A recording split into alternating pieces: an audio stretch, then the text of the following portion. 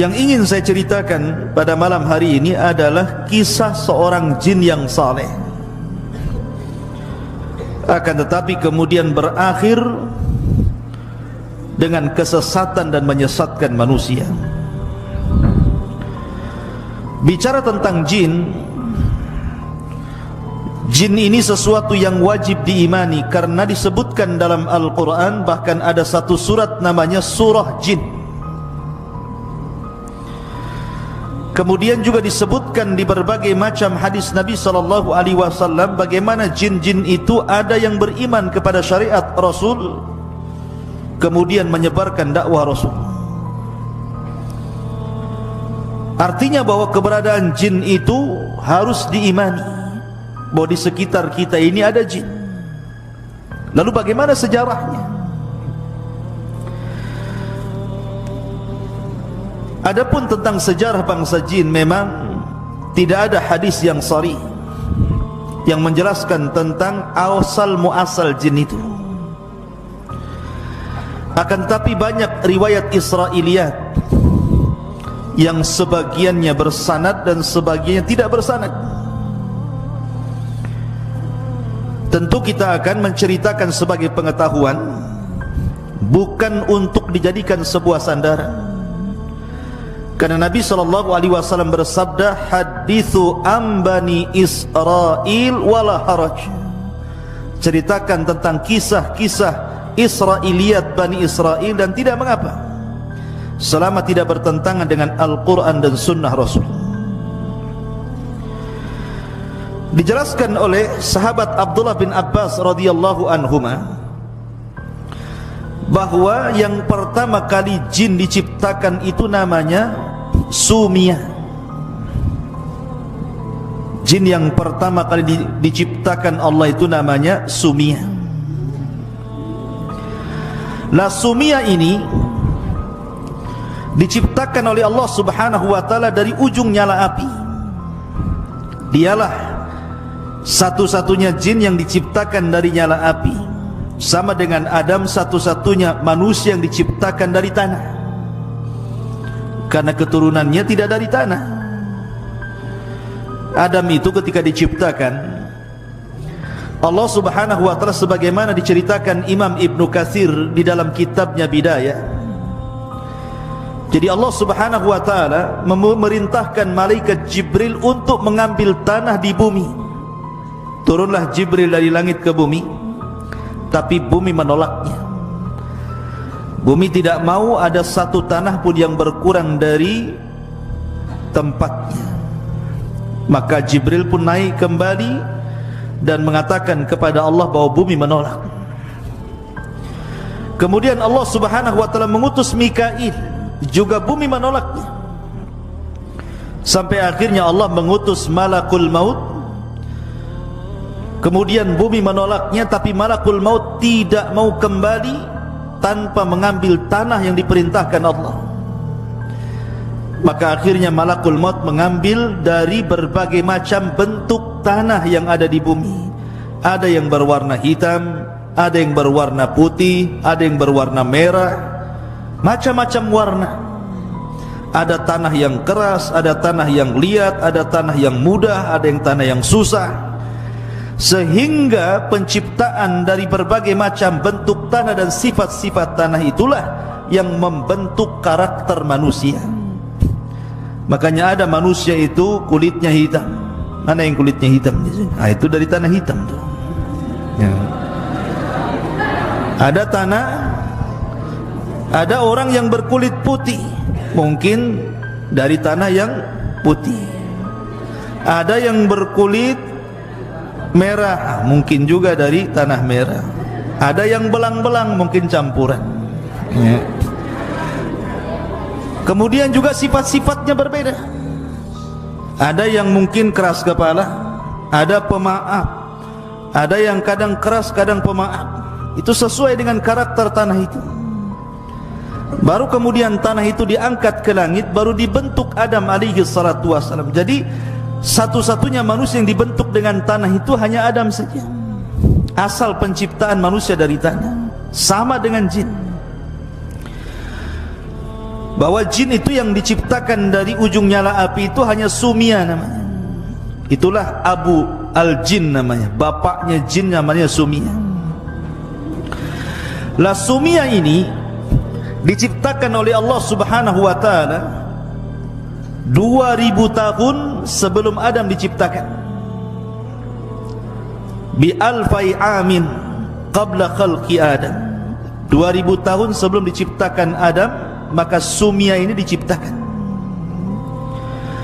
Lah ketika itu, setelah Allah menciptakan Sumia, bapaknya jin ini, maka Allah Subhanahu wa taala berfirman kepada Sumia, tamanna, berangan-anganlah engkau, mintalah sesuatu kepadaku.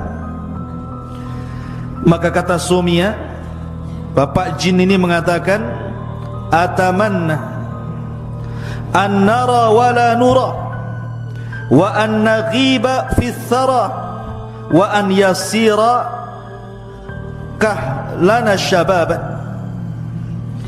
Kata beliau, kata bapaknya jin ini, kami hanya mengharap kepadamu ya Rabb agar kami bisa melihat dan tidak bisa dilihat. Makanya jin itu bisa melihat kita, tapi kita tidak bisa melihat jin. Allah mengatakan dalam Al-Quran, dalam Al-Quran gimana? Innakum yarakum min haitsu la tarawnahum. Sesungguhnya mereka melihat kalian, tapi kalian tidak bisa melihat mereka. Innahum yarakum min haitsu la tarawnahum. Karena itu permintaan bapaknya jin mengatakan, atamanna an nara wa la nura. Kami hanya mengharap kami bisa melihat tapi tidak bisa terlihat. Tetapi ini di dunia.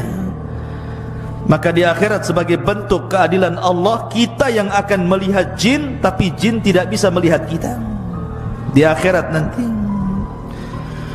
Wa an naghiba fi thara, dan agar kami bisa menghilang di tengah-tengah padang pasir, enggak ada yang mampu melihat kami. Wa an yasira kahlana syaban, dan agar tetap muda terus dan tidak pernah tua.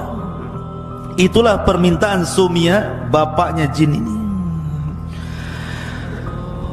Kemudian Allah Subhanahu wa taala berikan tempat di bumi. Diberikan tempat di bumi, wa askanahul arda man yasha'u fiha, terserah mau apa dia di bumi itu. Wa hakadha kanal jinnu awal man abadallaha fil ardi. Maka Sumia inilah jin yang pertama kali yang beribadah kepada Allah di permukaan bumi. Belum ada manusia di bumi. Bumi ini diciptakan oleh Allah untuk jin pertama kali. Akan tetapi setelah kemudian Sumia ini kemudian diberikan keturunan yang banyak oleh Allah Subhanahu wa taala, sampai akhirnya Sumia pun meninggal dunia. Maka datang generasi setelahnya. Lah generasi setelahnya ini tidak bersyukur kepada Allah. Mereka sudah diberikan nikmat oleh Allah Azza wa Jal untuk melihat dan tidak bisa terlihat, diberikan oleh Allah usia yang panjang sehingga mereka tetap muda, diberikan fasilitas di bumi dan seluruh kenikmatannya, mereka tidak bersyukur. Justru mereka itu malah menumpahkan darah dan saling membunuh sesama mereka. Makanya ketika Allah Subhanahu wa taala menciptakan Adam, kemudian Adam sudah berbentuk manusia, dibiarkan selama 40 tahun mengeras dan belum ditiupkan roh, maka malaikat mengintip, ini Allah sedang menciptakan makhluk apa ini? Maka para malaikat pun kemudian datang kepada Allah dan mengatakan, ataj'alu fiha man yufsidu fiha wa yasfikud dima wa nahnu nusabbihu bihamdika wa nuqaddisulah. Ya Rabb, apakah engkau akan menciptakan makhluk seperti jin yang suka menumpahkan darah, suka merusak bumi, sementara kami makhluk yang terus bertasbih memujimu? dan senantiasa mensucikan namamu, maka Allah subhanahu wa ta'ala bantah dengan mengatakan, inni a'lamu ma la ta'lamun. Aku lebih tahu tentang ciptaanku daripada kalian, kata Allah. Buktinya dari Adam lahir para nabi yang kedudukannya jauh lebih mulia dibandingkan para malaikat. Lah ketika malaikat mengatakan, apakah engkau akan menciptakan makhluk seperti orang yang sebelumnya, maksudnya jin yang sudah menumpahkan darah, merusak bumi, karena memang jin itu tabiatnya merusak bumi, menumpahkan darah. Makanya kemudian umatnya Sumia ini tidak bersyukur kepada Allah, dibalasnya nikmat dengan kekufuran. Maka dari situlah akhirnya terjadi peperangan antara malaikat dan juga bangsa jin. Tetapi riwayat peperangan antara malaikat dan bangsa jin ini tidak benar. Bagaimana mungkin malaikat berperang dengan jin? Kalau malaikat ingin berperang dengan jin, satu malaikat saja bisa mengalahkan semua manusia dan jin. Malaikat apa? Malaikat maut. Semua bisa dicabut nyawanya sama dia. Ya, ngapain pula berperang-perang kan gitu? Tapi ini cerita Israiliyat, hanya cerita saja. Di situ dicantumkan bahwa malaikat perang bersama melawan jin. Akhirnya jin ditangkepi, ya, sebagiannya kemudian dilempar ke juzur, ke daerah-daerah yang dipenjara di hutan-hutan, di lautan-lautan, dipenjara oleh malaikat. Lah dari situ dalam cerita Israiliyat itu, dalam satu kisah, setelah kemudian para malaikat mentertibkan bangsa jin dan sebagainya dipenjarakan di hutan-hutan belantara, maka ada anak jin yang masih kecil itu dibawa naik oleh malaikat, kemudian hidup di langit. Lah jin kecil ini, anak kecil ini, jin yang masih kecil yang dibawa oleh malaikat ke langit itu namanya Azazil namanya. Ya. Azazil inilah yang kemudian dibawa ke langit, dididik oleh malaikat sampai dia besar. Akhirnya dia beribadah kepada Allah, puasa, solat, zikir, macam-macam. Dan Allah subhanahu wa ta'ala kuasakan kepada Azazil untuk menjadi penguasa langit dunia. Jadi Azazil menjadi penguasa langit dunia, diserahkan kekuasaan langit dunia sama Azazil. Jadi inilah cerita yang kita akan kisahkan. Jin yang saleh tapi tersesat, dialah Azazil. Anak kecil, jin kecil yang dibawa malaikat ke langit, kemudian dididik menjadi dewasa, akhirnya menjadi ahli ibadah, taat kepada Allah, hidup di alam para malaikat, kemudian diserahkan kekuasaan untuk menguasai langit dunia. Maka itulah satu-satunya jin yang paling soleh kala itu.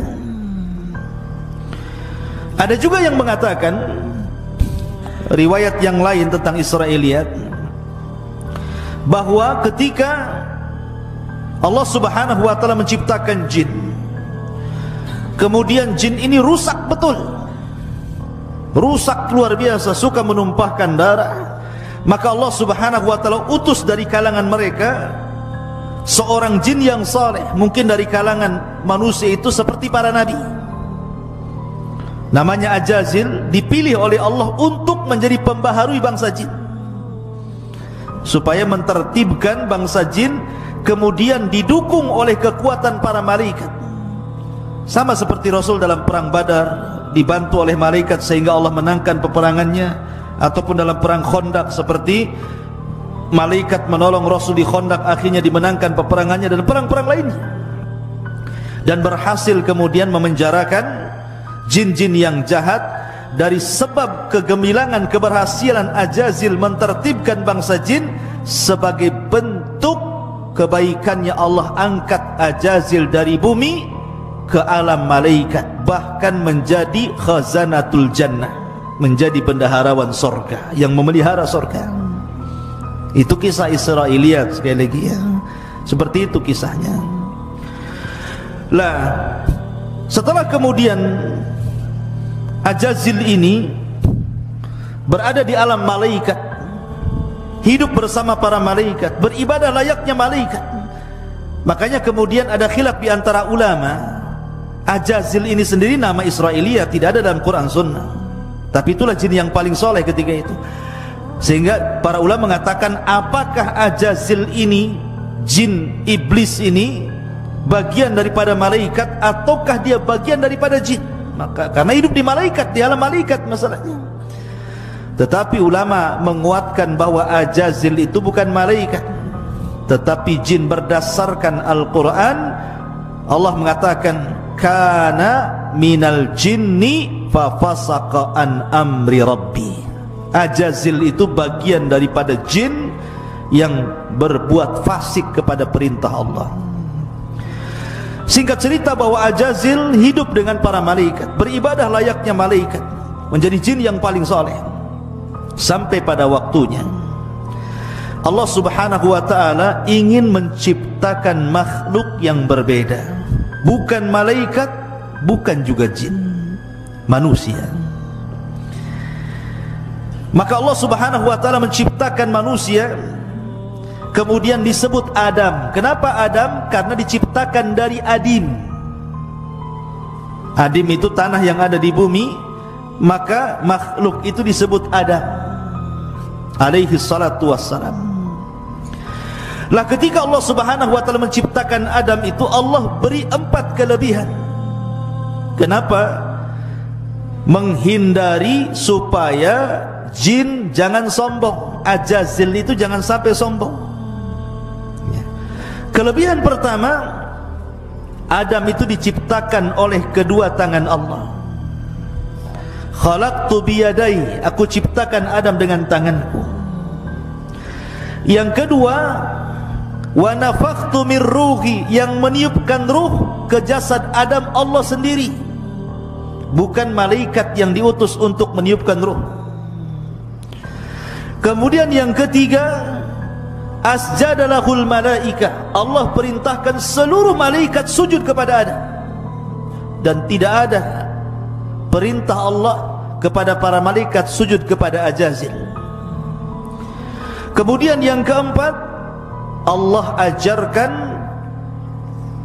pengetahuan dibandingkan yang lainnya. Wa 'allama Adamal asma'a kullaha, Allah ajarkan nama-nama segala sesuatu. Sebagian ahli tafsir mengatakan yang dimaksud nama-nama di sini artinya Adam diajarkan bahasa, seluruh bahasa yang akan diucapkan seluruh keturunannya.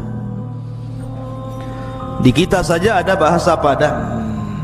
Kalau Adam hidup hari ini kemudian ke Padang, maka dia akan bahasa Padang. Ya, ya seperti itu.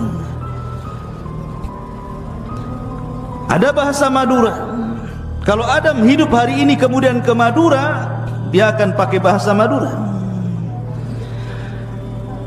Ada bahasa Jawa. Kalau Adam kemudian ke Jawa, pasti dia akan bahasa Jawa. Piye kabare?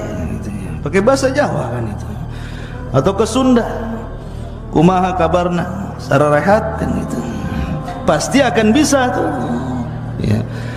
Dia kemana saja, bahasa yang diajarkan atau yang dikuasai keturunannya Adam itu tahu. Itu artinya Allah ajarkan nama-nama segala sesuatu, artinya Allah ajarkan seluruh bahasa yang akan diucapkan oleh kaumnya. Ke Cina pakai bahasa Cina. Seperti apa bahasa Cina itu? Kaipo. Bahasa kitanya kepo. Tahu kepo? Kepo itu kayak polisi, tukang tanya. Orang Cina bilang kaipo, pengen tahu urusan orang, ya kan? Jadi Adam itu kemana? Sebutkan ke Amerika, pasti bahasa Inggris dia ngomong. Semua bahasa, bahasa India bisa, semua bahasa bisa. Itulah kelebihan Adam, diberikan pengetahuan yang tidak diberikan kepada jin ataupun malaikat. Bahkan ketika Allah Subhanahu wa taala berfirman, "Tsumma a'radahum 'alal malaikati faqalu anbi'uni bi asma'i haula'i in kuntum shadiqin." Mereka mengatakan, qalu subhanaka la ilma lana illa ma 'allamtana innaka antal alimul hakim. Malaikat nyerah, tidak sanggup. 4 keutamaan Adam inilah yang menjadikan Adam unggul di atas malaikat, bahkan di atas seluruh bangsa jin sekalipun. Tetapi walaupun Adam sudah jelas-jelas memiliki 4 keutamaan, tetap saja di sini ada ujian. Allah Subhanahu wa taala berfirman dalam Al-Qur'an, "Wa id qulna lil malaikati isjudu li Adam fasajadu illa iblis aba wastakbara wa kana minal kafirin." Dan ketika kami katakan kepada para malaikat, ini Adam sudah ditiupkan ruh dia. Jadi ketika ditiupkan ruh dari mulutnya, ruh itu ditiup dari mulut dan akan keluar dari mulut. Ketika ruh sampai saja di kerongkongan, tiba-tiba Adam bersin, hajih, bersin. Maka Adam dikatakan oleh Allah, katakan ya Adam, alhamdulillah. Maka Adam mengucapkan alhamdulillah. Maka Allah mengatakan yarhamuka rabbuk. Makanya sunnah, kalau antum bersin baca alhamdulillah, yang mendengar jawab yarhamukallah. Kemudian ketika ruh sudah sampai di tangan, belum sampai di kaki, Adam melihat buah-buahan, maunya diambil saja, padahal ruhnya belum sampai ke kaki itu. Udah lapar, dia pengen makan. Maka dari situ manusia menjadi umat yang terburu-buru. Allah mengatakan dalam Al-Quran, khalaqnal insana min ajal. Kami ciptakan manusia terburu-buru. Kalau ingin hari ini, kalau bisa hari ini nampak di hadapannya. Itulah manusia. Ketika betul-betul ruh sampai di kaki, maka Allah Subhanahu wa taala berfirman kepada Adam, ya Adam, idhhab ila haula'il malaika. Pergi kau temui para malaikat itu. Maka Adam pun kemudian menemui para malaikat. Kemudian ucapkan ya Adam, assalamualaikum. Maka Adam pun mengucapkan assalamualaikum, dijawab malaikat waalaikumsalam. Maka Allah mengatakan fa innahu tahiyyatuka wa tahiyyatu ummatika min ba'dik. Itulah salam penghormatan dirimu dan salam penghormatan umat setelahmu. Makanya assalamualaikum menjadi sebuah salam yang menjadi syariat kita. Ketemu assalamualaikum, waalaikumsalam. Ya. Lah setelah itu kemudian Allah kemudian memerintahkan seluruh malaikat. Lah ketika itu Ajazil ada di situ. Ajazil itu ada di antara malaikat. Maka kemudian Allah Subhanahu wa taala perintahkan mereka sujud semua, termasuk Ajazil. Semua malaikat sujud kecuali Ajazil. Apa yang menjadikan Ajazil tidak mau sujud? Aba wastakbara wa kana minal kafirin. Enggan, sombong, termasuk orang kafir. Kenapa bisa enggan dan sombong? Karena sebelumnya Ajazil ini, ketika Adam masih mengeras belum ditiupkan ruh, itu suka jalan-jalan nengok-nengok. Kadang dipegangnya patung Adam itu, masuk dari lubang telinga, keluar dari lubang hidung, masuk dari lubang hidung, keluar dari lubang mulut. Kemudian ditepuk-tepuk pula ada suara. Makanya Allah mengatakan min salsalin kal fakhar. Fakhar itu suara. Maka kemudian kata Ajazil, ini makhluk yang lemah ini, karena berongga masalahnya. Maka dia pun mengatakan di hadapan patung Adam yang belum ditiupkan roh, la in sullitu alayya la uhlikanna wa la in sullitu alayya la uksiyanna. Kalau Allah serahkan makhluk ini kepadaku, ku buat dia hancur. Kalau Allah serahkan makhluk ini kepadaku, ku buat dia maksiat kepada Allah. Dari sini hasad muncul. Maka hasad itu penyakit pertama di bumi dan penyakit pertama di langit. Ya. Ini yang menjadikan aba wastakbara wa kana minal kafir, itu penyakit hasad iblis itu. Makanya dia enggan, dia sombong, akhirnya dia kufur. Padahal kurang apa coba, Ajazil itu hidup di alam malaikat, sudah dikasih nikmat yang banyak loh, kok bisa kufur dia? Masyarul muslimin yang dimuliakan Allah Azza wa Jalla. Akhirnya kemudian Ajazil pun ketika sudah enggan tidak mau sujud kepada Adam, maka akhirnya dia pun berusaha untuk menghilangkan nikmat yang Allah anugerahkan kepada Adam. Ketika ditanya oleh Allah, ma mana'aka alla tasjud lima khalaqtu biyadai, wahai iblis, wahai Ajazil, kenapa kau tidak mau sujud kepada makhluk yang kuciptakan dengan tanganku? Maka iblis mengatakan apa? Ajazil mengatakan apa? Ana khairum minhu, khalaqtani min nari wa khalaqtahu min tin. Saya lebih baik ya Rabb, kau ciptakan dia dari tanah, aku ciptakan kau dari api. Ini kias fasid namanya, kias batil. Kenapa? Siapa bilang tanah lebih baik dibandingkan api, lebih baik dibandingkan tanah? Tanah itu lebih baik dibandingkan api. Dengan tanah bisa bangun rumah, dengan tanah bisa berkebun, dengan tanah bisa bercocok tanam, dengan tanah bisa beternak, macam-macam. Api bisa apa? Api itu hanya membakar saja, ngancurin orang, ngancurin rumah, ngancurin bangunan. Ini kias batil namanya, ya. Maka yang pertama kali mengkias batil itu ya iblis ini. Lah dari situlah Allah kemudian melaknat Ajazil. Sejak dilaknat itulah dia menjadi iblis, ya, menjadi iblis. Lah akhirnya kemudian ketika Allah Subhanahu wa taala memasukkan Adam ke sorga, jadi ketika itu Adam tidur, setelah bangun kaget, kok ada cewek di sebelahnya, ya kan? Akhirnya kemudian ditanya, man anti, siapa kamu? Kata perempuan ini, ana Hawa, saya adalah Hawa, saya diciptakan dari tulang rusukmu. Makanya Rasul mengatakan apa? Khuliqatil mar'atu min dila'in, diciptakan perempuan itu dari tulang rusuk yang paling atas, yang paling bengkok. Kalau dipaksa diluruskan patah dia, kalau dibiarkan tetap bengkok, kata Rasul. Makanya nanti nih antum kau keluar ke sini kemudian menikah, dapat istri, kewajiban antum apa? Harus meluruskan, harus meluruskan. Jangan suami ikut-ikut bengkok, nanti suami bengkok namanya.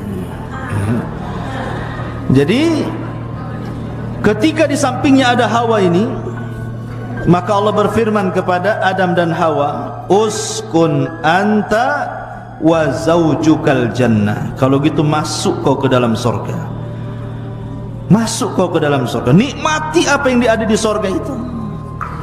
Di sorga itu nikmat yang luar biasa. Mala ainun ra'at, kenikmatan tidak bisa dilihat mata, wala udhunun sami'at, kenikmatan tidak bisa didengar telinga, wala khatara ala qalbi bashar, kenikmatan yang terlintas dalam pikiran pun tidak bisa. Saking nikmatnya. Kurang apa nikmat surga itu?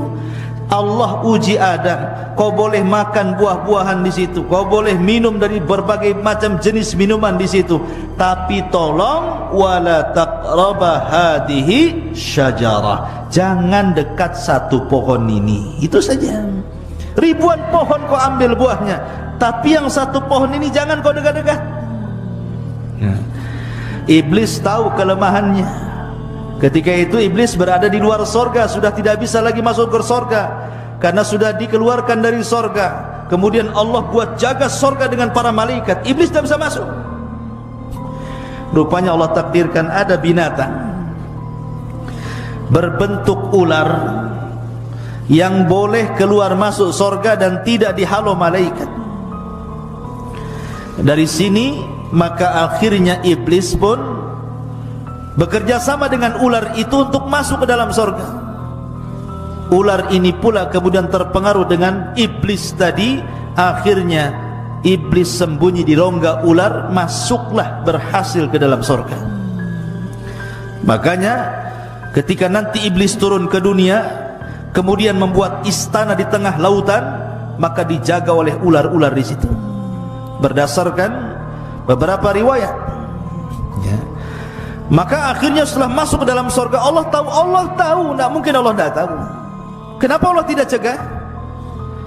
Karena Allah itu idza arada syai'an ahya asbabah. Kalau menghendaki sesuatu, pasti akan dihidupkan sebabnya. Karena Adam itu akan diciptakan oleh Allah menjadi khalifah fil ardi, kan itu. Inni ja'ilun fil ardi khalifah. Berarti Adam itu bukan hidup di sorga, tapi di bumi. Tapi bagaimana caranya Adam ke bumi? Disinilah maka dibiarkanlah ular itu masuk. Sesampainya kemudian di dalam sorga, akhirnya iblis ini berkongsi dengan ular. Mungkin bahasa kitanya, hei lar, gitu ya. Ular, kau kasih was-was lah si Hawa tuh, biar aku yang hadapi Adam, katanya. Akhirnya kongsilah dua makhluk yang jahat ini. Ular memberi was-was kepada Hawa, kemudian iblis datang kepada Adam. Fawaswasa lahumas syaitan. Maka syaitan pun, iblis pun memberikan was-was kepada Hawa. Kemudian iblis datang kepada Adam, was-was tidak bisa. Akhirnya membuat cara lain. Dengan apa? Cara sumpah dusta. Wa qasamahuma inni lakuma laminan nasihin. Maka si iblis dan ular bersumpah kepada Adam dan Hawa bahwa mereka adalah orang yang ahli nasihat. Di surga itu alam malaikat, ikhwan.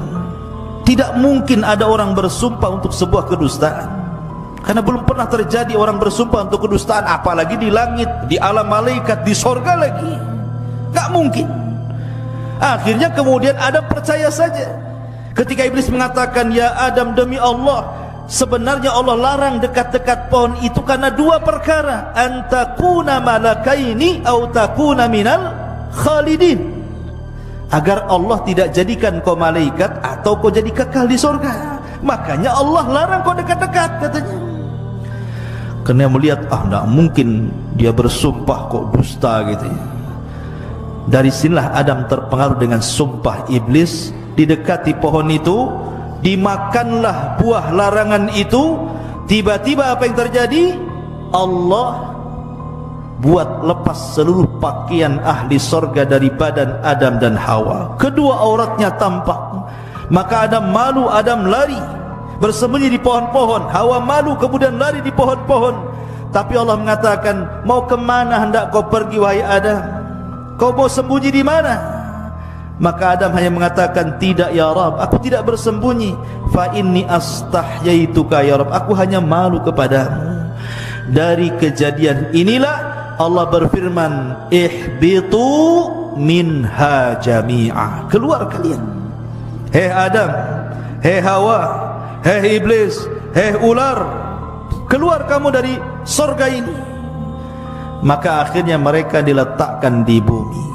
Ada yang mengatakan iblis diturunkan di Basra, kemudian ular diturunkan di Asbahan, kemudian Adam diturunkan di Urdun, di India sana, kemudian Hawa diturunkan di Mekah, dipencar-pencar itu.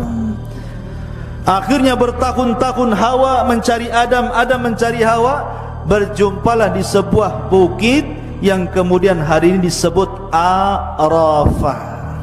Namanya Jabal Arafah. Nagoya bukan, tapi di sana, ya, di Mekah.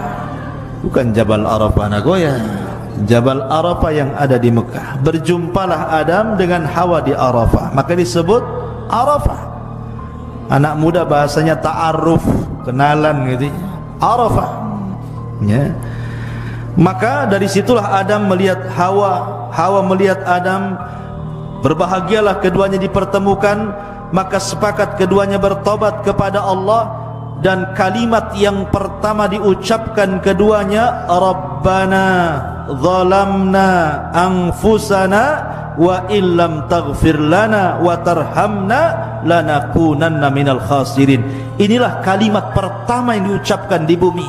Fatalaqqa Adam mir rabbihi kalimatin fataba alaihi innahu huwa tawwabur rahim. Ini kalimat yang diajarkan pertama kali adalah kalimat Rabbana, ya Rabb kami, zalamna anfusana, diri kami telah mendolimi diri kami ya Rabb, fa illam taghfir lana, kalau engkau tidak mengampuni dosa kami, lanakunanna minal khasirin, tentu kami menjadi hamba yang rugi. Fataba alaih, dan Allah pun mengampuni dengan tobatnya Adam. Berbeda pula dengan Ajazil yang sudah berubah menjadi iblis. Bukannya bertobat kepada Allah, malah dia pula kemudian bersumpah, wa bi'izzatika la ughwiyannahum ajmain, ya Rabb, karena kemuliaan. Dalam ayat yang lain, fabima aghwaitani, karena engkau sudah membuat aku sesat. Celaka nih kata-kata iblis. Dia yang mau sesat, kenapa pula Allah yang membuat dia sesat? Dia mengatakan fabima aghwaitani. Gila si iblis ini. Fabima aghwaitani, karena engkau sudah menyesatkan aku. Seolah-olah yang menyesatkan, yang dia mau sendiri sesat gitu ya. La ubiyannahum ajmain, saya akan sesatkan semua turunan si Adam itu. Akhirnya dari sinilah genderang perang terjadi, dimulai antara kubu Adam dan kubu iblis CS ya. Akhirnya kemudian setelah Adam alaihi salatu wassalam, karena memang dia pernah hidup di sorga, diajarkan segala sesuatu pengetahuan, maka akhirnya Adam pun diberikan pengetahuan untuk bercocok tanam. Mulai dari bercocok tanam, karena bumi itu dulu gersang, mulai dicocok tanam, banyak tumbuhan di mana-mana ya. Kemudian iblis pun mulai menggoda Adam, tapi Adam tidak bisa tergoda. Hawa tidak bisa tergoda, karena duanya sudah bertobat, tidak mau lagi bermaksiat kepada Allah. Karena tidak bisa menggoda Adam, tidak bisa menggoda istrinya, akhirnya iblis menunggu-nunggu keturunannya.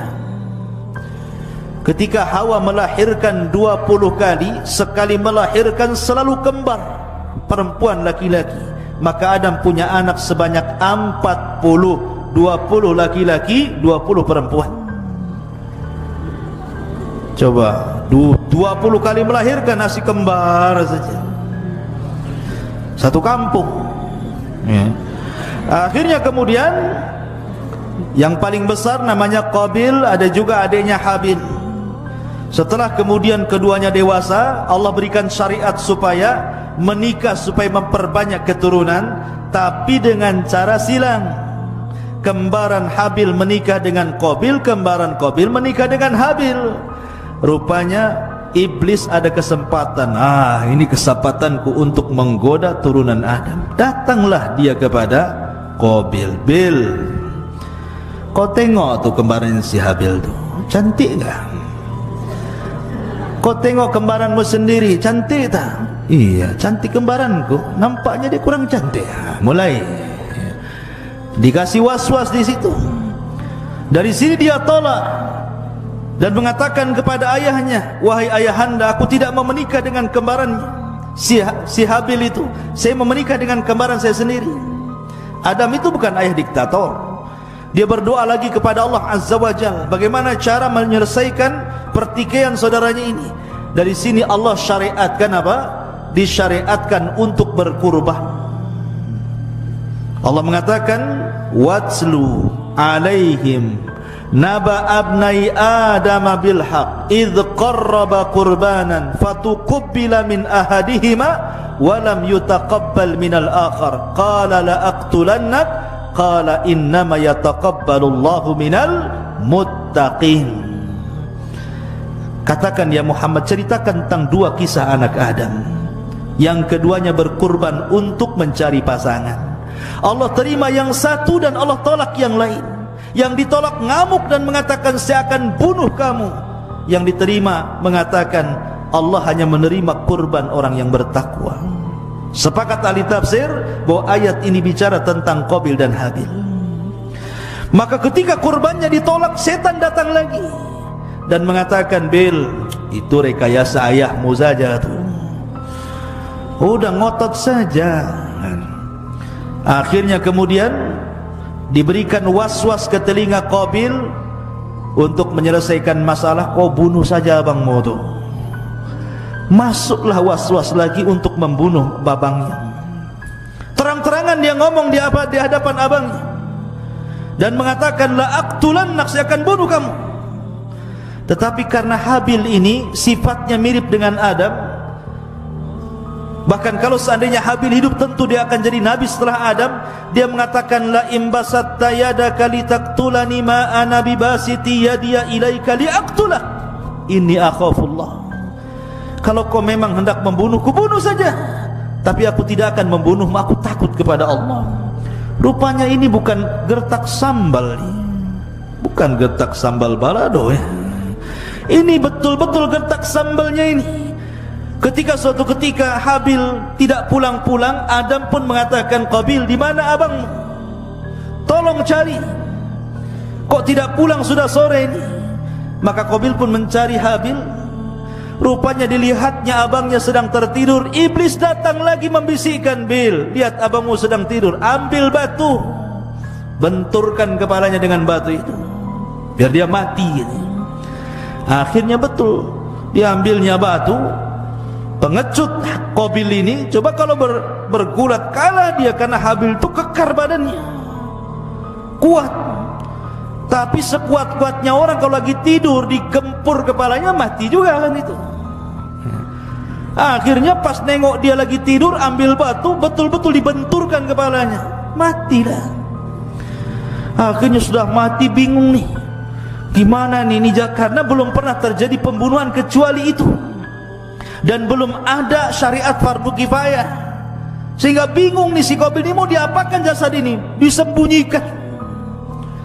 Ada yang mengatakan bertahun-tahun, tapi jasad itu tidak habis dimakan tanah, sampai ketika Qabil ini melihat burung gagak yang berkelahi dengan saudaranya, kemudian meninggal salah satu gagaknya. Tiba-tiba gagak yang masih hidup mencungkil-cungkil tanah, tiba-tiba menguburkan. Dari situlah kemudian Qabil pun mengatakan, kenapa aku kalah dengan burung itu? Dari situlah kemudian dia kuburkan abangnya Habil. Sampai Adam mengetahui, sedihlah Adam. Karena kesedihannya itulah akhirnya Allah ganti Habil dengan satu anak lahir tanpa kembar, namanya Syith. Dialah nabi kedua setelah Adam sebelum Idris. Syith artinya hibatullah, pemberian dari Allah. Ma'asyiral muslimin, para santri, ikhwan dan akhwat yang dimuliakan Allah, sedikit kembali, jangan terlalu jauh cerita masalah itu. Kita akan kembali kepada masalah, gimana ini kok ada TikTok pula di sini. Jadi kembali ke masalah jin tadi. Sedikit kita akan mengenal bangsa jin. Watafidin muliakan Allah subhanahu wa ta'ala. Kalau kita cerita tentang bangsa jin ini, jin itu adalah makhluk yang tidak bisa dilihat. Makanya janin dalam perut disebut janin, karena memang tidak terlihat. Jin itu tidak terlihat. Apa sih bedanya jin dengan setan? Setan itu atau syaitan itu sifat, kalau jin itu zat. Dan setan itu bisa melekat pada jin, bisa melekat pada manusia, bisa melekat pada binatang.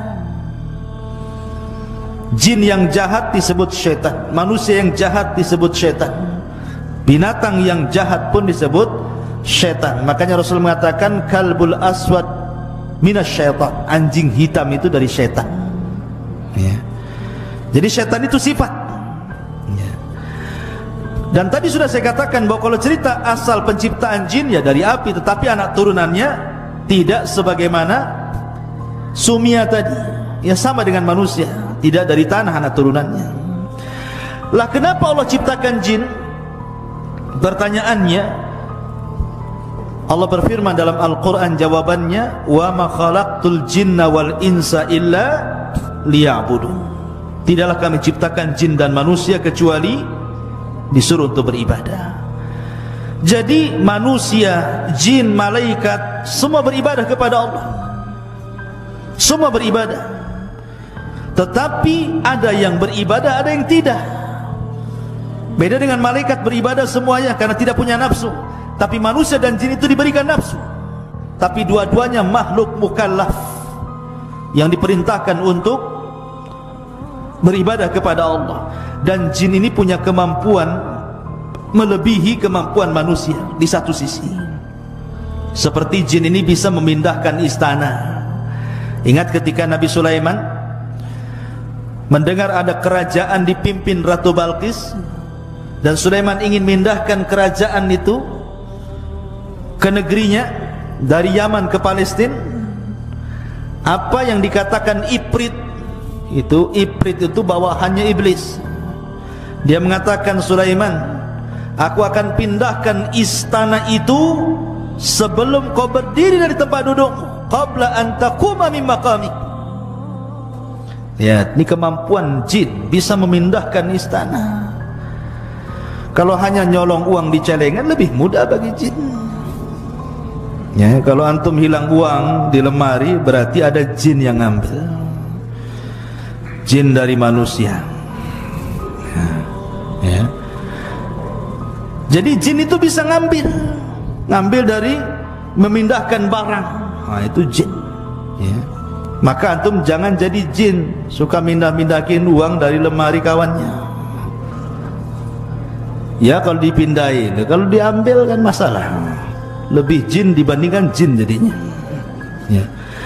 Jadi dia memiliki kekuatan luar biasa. Kemudian juga bisa tasyakul. Tasyakul itu bisa beralih rupa. Jin itu bisa menjadi manusia. Makanya ada cerita di kampung-kampung saya itu, dulu pernah dapat cerita di kampung saya di Majalengka sana. Ada preman, ketua preman, lomba minuman keras campur spertus. Antum tahu spertus? Ya. Minuman keras campur spertus. Kemudian dicampur pil BK. Antum tahu pil BK? Pil untuk anjing gila tuh. Jadi tua dicampur spertus, dicampur pil BK. Diminum, anjing saja mati, apalagi orang. Ya. Mati nih preman ini. Rupanya kawan-kawan premannya selama seminggu tidak ada yang berani keluar rumah. Rupanya preman takut hantu. Kemudian cerita-cerita, katanya kepala premannya hidup lagi. Di mana tuh? Tuh sering nongkrong di jembatan. Berarti bukan si tampan jembatan itu ya. Di situ. Lah sekarang pertanyaannya, mungkinkah orang yang sudah mati hidup lagi? Kita katakan tidak mungkin, mustahil. Tetapi pertanyaan, siapa yang nongkrong di jembatan itu? Maka sebagian para ulama, boleh jadi itu jin korin namanya. Setiap manusia itu ada korin. Ada korin dari malaikat, ada korin dari jin. Lah jin korin itulah yang terkadang tasyakul orang yang sudah mati, karena dia kawan orang ini sebelum matinya, jadi dia bisa tasyakul persis wajahnya seperti dia untuk menakut-nakuti manusia. Jadi jin itu bisa tasyakul, bisa berbentuk anjing, terkadang tasyakul seperti anjing hitam, terkadang juga berbentuk seperti kucing hitam, terkadang seperti gagak, terkadang seperti keledai, terkadang seperti kuda, macam-macam. Ya, karena Rasul mengatakan anjing hitam dari setan, bukan berarti semua anjing hitam setan, bukan. Terkadang keumuman jin itu suka dengan anjing hitam, maka kalau berbentuk anjing hitam, nah, bisa saja itu jelmaan jin atau ya anjing kan gitu. Intinya bahwa Jin itu bisa tasyakul seperti itu. Makanya kalau ada ular di rumah, atau umpamanya ada ular masuk pesantren antumnya, itu jangan langsung dibunuh. Ada cerita di zaman Rasul, ketika perang Khandaq, para sahabat itu kan gali parit, menggali parit. Jadi mereka meninggalkan istri-istri mereka di rumah. Tetapi Nabi SAW disuruh membekali istri-istrinya dengan senjata. Dikhawatirkan ada serangan, karena dalam perang Khandaq itu kaum muslimin dikepung dari berbagai macam penjuru. Makanya Al-Quran menyebut dengan perang Ahzab. Ahzab itu kelompok-kelompok, karena kaum muslimin dikepung oleh musyrik Arab, Yahudi, munafik, pokoknya ketakutan luar biasa. Maka istri-istri mereka dibekali pentungan atau senjata untuk mementung apalah kalau ada musuh. Rupanya ada seorang sahabat, istrinya itu di rumah mendapati ada ular. Karena ada ular, refleks saja diseranglah ular itu, tapi akhirnya ular itu menyerang istrinya. Datang suaminya setelah menggali Khandaq, dibunuhlah ular itu. Tetapi istrinya karena sudah terkena gigit, mati pula istrinya, ular itu pun mati, dua-duanya mati. Maka sahabat ini lapor kepada Rasul tentang kejadian itu. Maka Rasul mengatakan, inna fil madinati jinnun, di Madinah ini ada jin, ada jin muslim yang hidup di rumah-rumah kalian.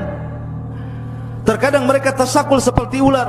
Kalau mendapati ular di rumah kalian, jangan dibunuh dulu, tetapi katakan kepada dia, wahai ular, kalau engkau memang seorang muslim, jin yang muslim, bertakwalah kepada Allah, keluar kau dari sini. Sambil buka pintu. Ya, kalau disuruh keluar, pintulah ditutup, mau keluar dari mana? Kan gitu. Nggak mau keluar juga, ngomong lagi, kalau kau jin yang muslim, keluar, bertakwalah kau kepada Allah, sampai 3 kali. Kalau ular itu nyumpet aja di pojok, sudah dibilang berkali-kali, diajak ngomong pun tak mau, maka berarti bukan jelmaan jin, memang ular beneran. Kalau seperti itu kata Rasul, boleh menghalau atau membunuhnya, tetapi setelah mengucapkan 3 kali ta'awud, a'udzubillahi minasyaitonir rajim, a'udzubillahi minasyaitonir rajim, a'udzubillahi minasyaitonir rajim, baru antum boleh bunuh dia. Jadi sebelumnya dihalau dulu, ya, karena bisa jadi itu adalah jin muslim. Kalau jin muslim saudara kita dari kalangan jin, kita tidak boleh mengganggu mereka sebagaimana mereka tidak boleh mengganggu kita, ya. Maka kehidupan jin bisa tasyakul dia. Dan jin juga sama dengan manusia, mereka makan, bahkan terkadang makan pula sama antum. Karena kalau antum ketika makan tidak baca basmalah, berarti hakikatnya antum sedang makan sama setan di samping antum. Cuman nggak nampak saja. Kalau nampak antum bang, pergilah kan, oh ada setan, malah dikasih, ambil aja kan, begitu ya, ketakutan kan. Tidak kelihatan dia sedang makan dengan kita, akhirnya nggak berkah yang kita makan. Makanya kalau makan baca basmalah, kalau pakai pakaian baju pakai basmalah, supaya ketika terbuka auratnya jin tidak bisa melihat kita. Tapi ketika pakai baju tidak baca basmalah, ketika terbuka auratnya ganti baju, mereka senang melihat live namanya, melihat langsung gitu ya. Nah, masalah ini, ya. Atau masuk kamar mandi. Kamar mandi itu tempat yang menakutkan, ikhwah. Makanya Rasul mengatakan, katakan Allahumma inni a'udzubika minal khubthi wal khaba'ith. Ya Allah, aku berlindung kepadamu dari setan laki-laki dan setan perempuan. Artinya jin itu sama dengan manusia, ada laki-laki ada perempuan. Ustadz yang masuk ini banci nih, ini siapa yang goda dia nih? Ya mungkin juga ada jin banci juga kan gitu. Tapi yang jelas bahwa laki-laki dan perempuan, setan laki-laki ada setan perempuan, sama dengan manusia juga sama. Karena setan itu mereka diutus sebagai tentara iblis. Jadi iblis itu membuat istana di tengah lautan dikelilingi oleh ular. Kalau membaca kitabnya Isa Daud tentang dialog jin muslim, walaupun di kitab ini banyak kritikan, mengatakan bahwa istana itu ada di segitiga Bermuda sana. Wallahu a'lam, tidak ada dalil tentang ini. Rasul hanya mengatakan bahwa istananya iblis itu di tengah lautan, sebagaimana perkataan Ibnu Sayyad atau Saf yang disangka dajjal oleh Nabi SAW. Kemudian dia mengatakan wa kana arsyuhu 'alal ma, istana iblis itu ada di tengah lautan. Ya. Artinya punya istana, dan setiap hari mereka, iblis ini sebagai kepalanya yang tidak akan pernah mati kecuali sampai kiamat, akan mengutus orang ke daratan. Goda orang itu. Goda yang sebelah sana, kau goda sebelah sana. Akhirnya ada yang meninggalkan solat, ada yang meninggalkan zakat, ada yang bakhil, ada yang tidak membaca Quran, macam-macam tergoda. Sampai akhirnya ada tentara yang bisa memisahkan suami istri, retak hubungan rumah tangga orang. Iblis senang, sini kamu. Diletakkan piala di kepalanya dan mengatakan anta, kamu ini memang orang hebat, jin yang paling baik. Seperti itulah. Nah, dari sini ikhwatu fillah yang dimuliakan Allah Azza, intinya bahwa mereka bisa tasyakul, luar biasa. Dan ingat bahwa di sekeliling kita ini ada jin. Antum kalau tidur jangan lupa berwudu dan baca doa. Kalau berwudu kemudian baca doa, kemudian antum tidur, maka di samping kiri antum itu malaikat. Kalau antum berbalik ke kanan, malaikat sebelah kanan mengatakan Allahumma ighfir lahu, ampuni orang ini ya Rabb. Kalau berbalik ke sebelah kiri, malaikat sebelah kiri mengatakan Allahumma ighfir lahu, ya Allah ampuni orang ini. Tapi antum sudah tidak wudu, tidak baca doa, main ambil selimut kemudian ngorok, dipastikan antum diganggu setan. Ya, nanti dimimpikan ketemu genderuwo lah di dalam mimpinya. Ya, jatuh dari langit, tahu-tahu jatuh dari ranjang, kan gitu ya. Siapa tahu kan itu. Nah, tetapi kalau antum mimpi buruk, kata Rasul, suruh ta'awud. Kalau antum mimpi buruk nih, bangun tengah malam, langsung a'udzubillahi minasyaitonir rajim, a'udzubillahi minasyaitonir rajim, a'udzubillahi minasyaitonir rajim, ludah ke arah kiri 3 kali.